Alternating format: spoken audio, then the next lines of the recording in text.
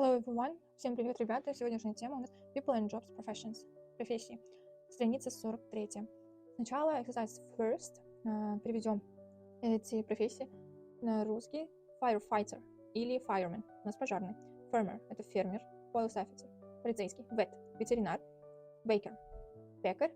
Доктор – это врач. Exercise second. Listen and choose – это listening.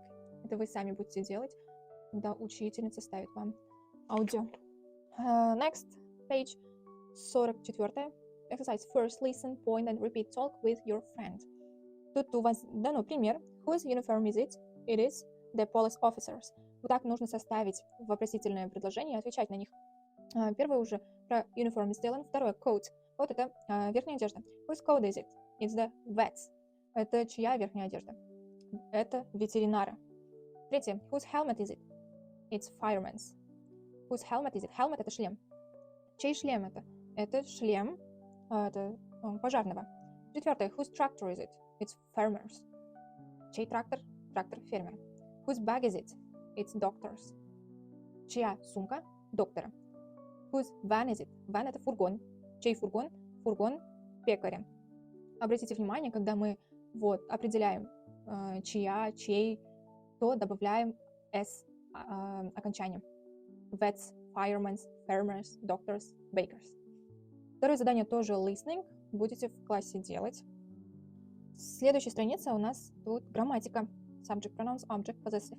Subject pronouns – это обычные местоимения. I, you, he, she, it, я, ты, она, он и так далее. Object pronouns – me, мне, переводится. You, тебе. Him, его. Her, ее. It, тоже его. Us, нам. You, вам, them, им. My, мое. Еще есть слово mine, тоже значит мой, мое. Но какая у них разница? Смотрите сюда. This is my helmet. The helmet is mine. Шлем. Этот шлем мой. Шлем мой. Смотрите, тут разница. My – это всегда в середине предложения или можно в начале предложения встречаться, но mine всегда в конце предложения. Вот так. А переводятся они одинаково. Мой, мое, моя. Но mine всегда в конце предложения. И yours тоже. Они переводятся одинаково, твой, твое, но yours – это всегда в конце предложения. His у нас его, her, ее, its, его, our, наш, your, ваш, their, их. Теперь, ссылаясь на эти правила, мы будем делать первое задание.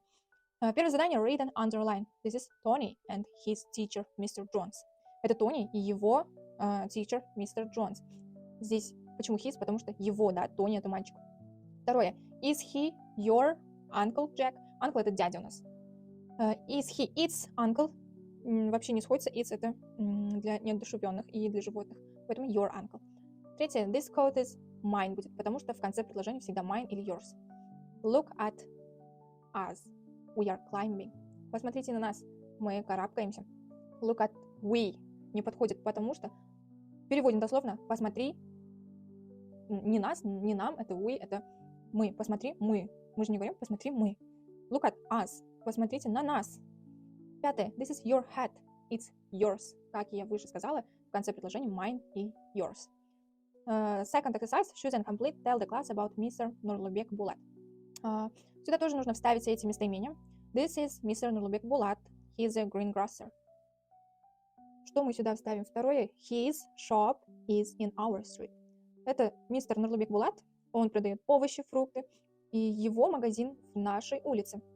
Его, his будет, потому что her это ее, our это наш. Третье. My sister and I always buy our vegetables from him. My sister, а не mine, потому что mine в конце предложения. Me sister это не подходит, потому что me это мне. Моя сестра это my sister. Четвертое. Our vegetables. We vegetables не подходит. Мы овощи не подходит. Us vegetables. Нам овощи не подходят. Our vegetables.